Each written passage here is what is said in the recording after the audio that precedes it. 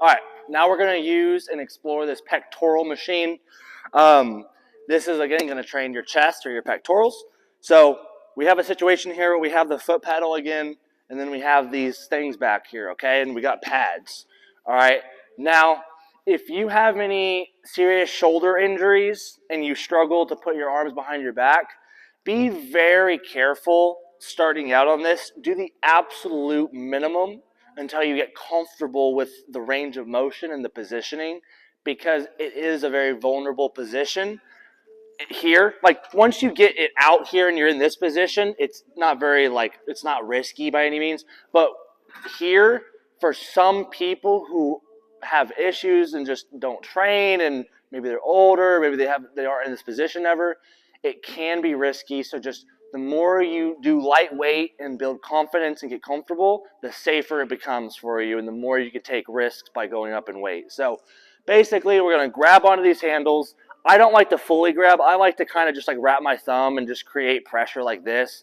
Sometimes during the sets and reps, I'm grabbing but then letting go. It just kind of depends. But your elbows also push into the pad with your hand right here. And then you're basically just going to equally push with your elbows and hands at the same time and squeeze them all together coming here, okay?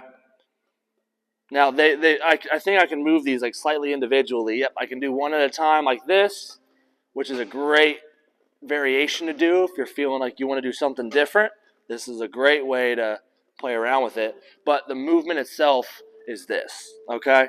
Now, this positioning is probably not optimal for me. Where I like to go is I want my elbow to be right. I want the point to be right at my nipple or right in that area.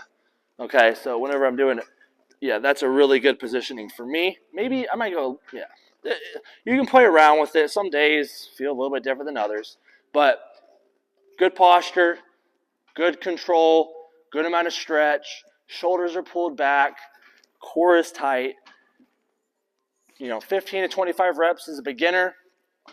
Obviously go up in weight, lower those reps over time. Get there over the course of the year, making sure that we're doing 20 some weeks, 15 some weeks, drop set some weeks, heavyweight some weeks. Like, once you get experienced, there's no rep range that's better than another. It's just important to kind of explore all of the rep ranges at some point in the year, okay? This is your pectoral machine. It's a good machine. Some people are going to love it. Some people aren't going to love it. Give it a try. It's definitely worth it.